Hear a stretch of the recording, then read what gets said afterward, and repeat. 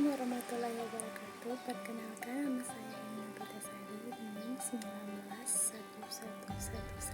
191111110085, Prodi Hukum Keluarga Islam, kelas 2C, Fakultas Syariah, mata kuliah Bahasa Arab. Baiklah, di sini saya akan menjelaskan apa itu isim. Isim adalah kata yang menunjukkan manusia, hewan, tumbuhan, benda mati, sifat, waktu, dan tempat.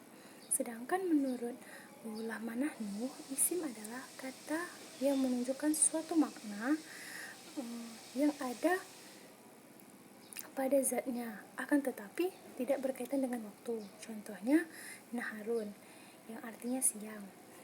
Naharun menunjukkan waktu. Contoh kedua yaitu madrasati atau madrasah. Madrasati menunjukkan tempat. Contoh ketiga yaitu adalah kirdun, yang artinya kera. Kirdun menunjukkan hewan. Selanjutnya materi kedua yaitu apa yang dimaksud dengan isim ghairu musyarrif. Isim ghairu musyarrif adalah sebuah isim jika tidak diberi alif lam maka diberi tanwin di akhirnya. Ini kaidah umumnya. Namun ada beberapa sebab yang membuat isim tetap tidak boleh diberi tanwin. Meskipun diberi alif lam, isim ini dikenal dengan isim ghairu musyarrif. Alasannya alias isim yang tidak boleh ditanwin. Di antara isim yang tidak boleh ditanwin adalah contohnya nama laki-laki yang memakai tak marbutoh. Contohnya Hasofa. Materi ketiga yaitu apa yang dimaksud dengan isim muzakkar. Isim muzakkar adalah isim yang berjenis untuk laki-laki, baik berupa manusia atau hewan. Contohnya Ahmadu, yang artinya Ahmad. Kenapa Ahmad? Karena Ahmad adalah nama laki-laki. Contoh kedua yaitu Bakarun, yang artinya sapi jantan. Bakarun menunjukkan hewan yaitu berjenis jantan. Selanjutnya materi keempat yaitu apa yang dimaksud dengan isim muannas. Isim muannas adalah isim yang berjenis untuk wanita, baik berupa manusia atau hewan. Contohnya Zainabu atau Zainab, yang merupakan nama wanita. Contoh kedua yaitu kalbatun atau anjing betina. Selanjutnya materi kelima. Materi kelima itu adalah bagaimana cara membedakan isim muannas dan isim muzakkar. Baiklah, cara membedakannya kita harus mengetahui dahulu isim muannas, dan jika termasuk isim muannas maka kita bisa memasukkan di kelompok isim muzakkar. Selanjutnya materi ke-6. Materi ke-6 yaitu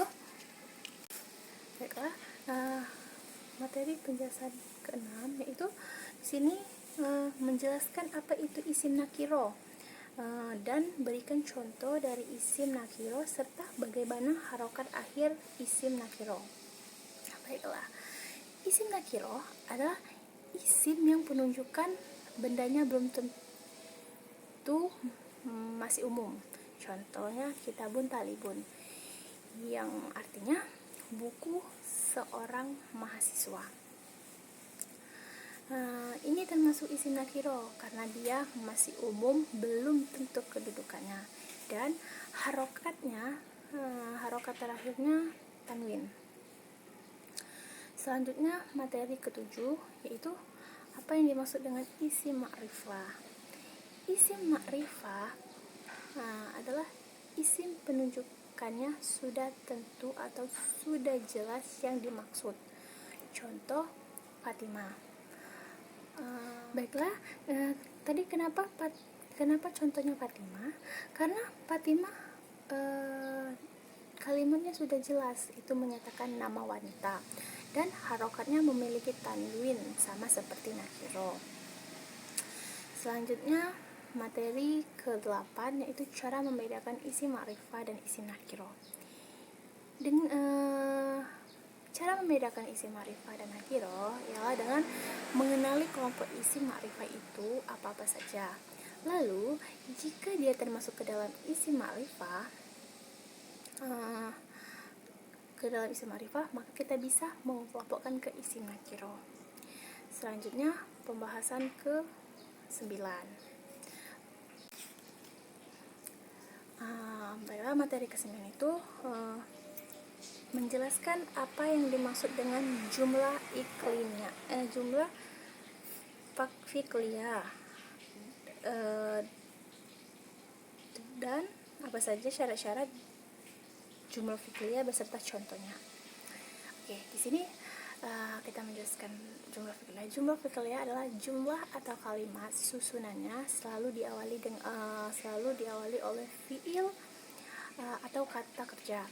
Dan syarat-syarat fi'liyah yaitu fi'il dan fa'il yang terkadang membutuhkan maf'ul atau yang disebut fi'il muta'ati, dan terkadang juga tidak membutuhkannya, yang disebut fi'il lazim, karena mas'ul bukan syarat-syarat mutlak.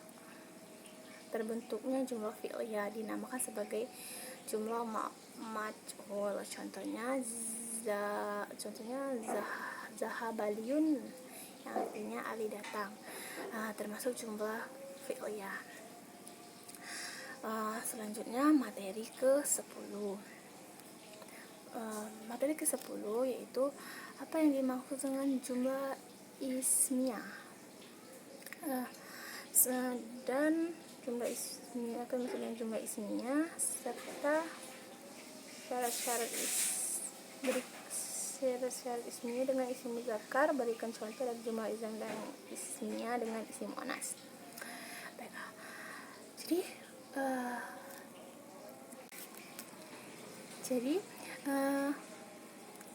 jumlah ismiyah yaitu kalimat yang diawali oleh isim dan tersusun maksimal berasal dari mubtada dan khobar. Mubtada ini pengertiannya adalah isim ma'rifat, sedangkan khobar adalah pengertian dari nakiro. Contohnya dengan isim muzakkar contohnya yaitu Hilmanu Jamilun, yang artinya Hilman ganteng. Termasuk isim muzakkar, tetapi termasuk jumlah ismiyah dan harokat akhirnya itu tanwin. Materi ke-11 yaitu menjelaskan fi'il lazim. Fi'il lazim ialah fi'il yang pelakunya melakukan pekerjaan atas dirinya sendiri. Contohnya fi'il yang muzakkar yaitu makrida fadilun, yang artinya Fadil telah sakit. Ia termasuk fi'il lazim tetapi dia berjenis muzakkar. Materi ke-12 itu fi'il menjelaskan fi'il muqtadi. Fi'il muqtadi yaitu fi'il yang pelakunya melakukan pekerjaan terhadap orang atau benda lain. Contohnya fi'il yang muzakkar itu katalah Fadilun kolban, yang artinya adalah Fadil membunuh anjing. Ini termasuk ke dalam fi'il muqtadi. Dan selanjutnya materi terakhir yaitu materi ke-13.